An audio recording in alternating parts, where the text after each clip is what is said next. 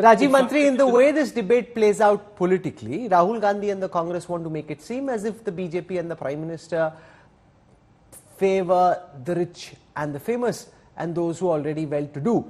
And in that idea, being a Robin Hood, where you take from the rich and you give to the poor, has potential political ammunition, which is why the Congress and Rahul Gandhi are constantly talking about these ideas.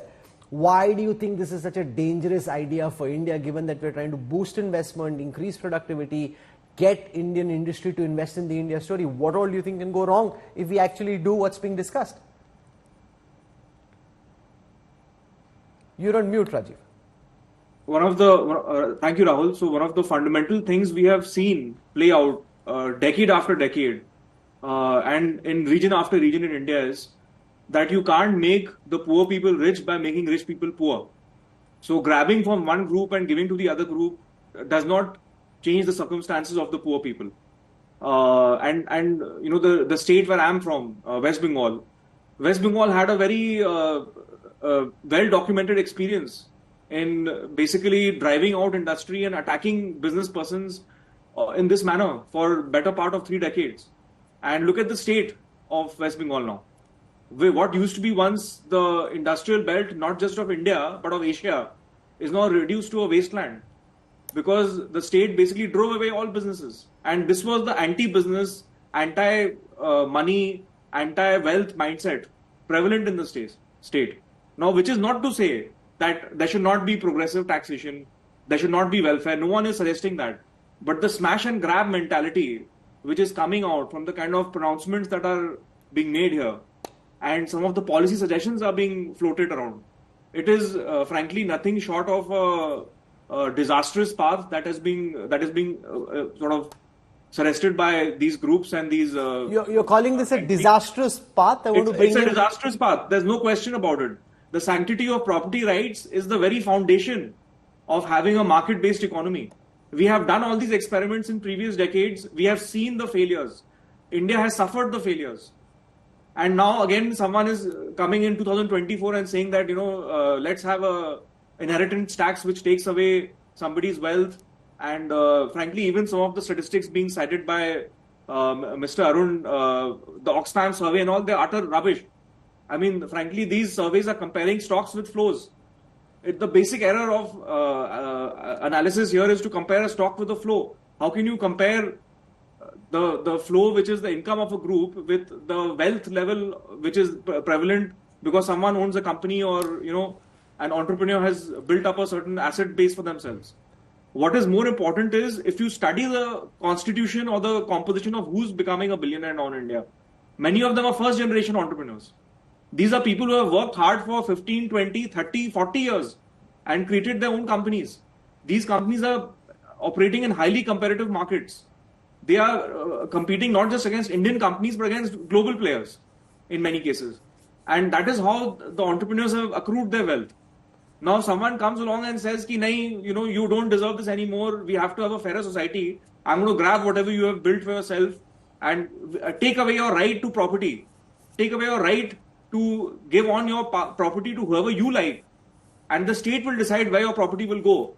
I think that's a very fundamental breakdown of the social compact. That can impact innovation, productivity, motivation, capital spirits. Before, the mere suggestion of it makes people think that maybe I should put some money offshore, maybe I should change my citizenship. These are real... but the thing is, the likes of Rajiv Mantri and Surjit Bhalla may be very worried about what's being suggested.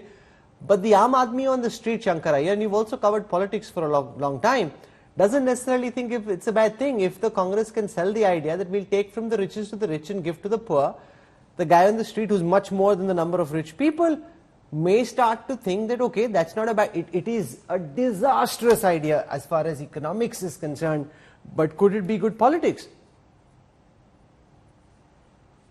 Shankar. Well, Rahul, the simple thing that we must sort of recognize here is Mao said that power comes from the barrel of the gun. In democracies, the power comes from the voting class, which in India is typically at the bottom of the pyramid. governments after governments have tried various things, from land reforms, urban land ceiling act, compulsory deposit scheme. I dare say that a lot of the programs simply collapsed on the way. The point that one must look at is, I mean, are we discussing?